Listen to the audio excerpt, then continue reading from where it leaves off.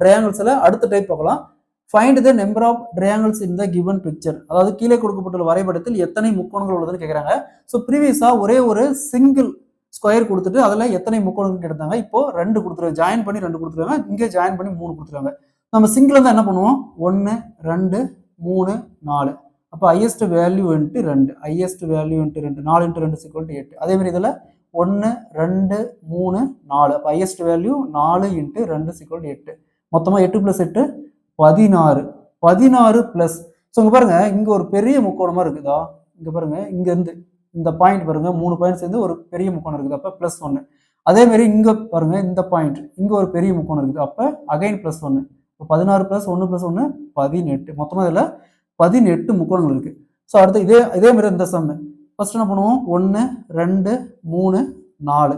4 × 2 = 8. Again 1 2 3 4. 4 × 2 = 8. Again 1 2 3 4. 4 × 2 = 8.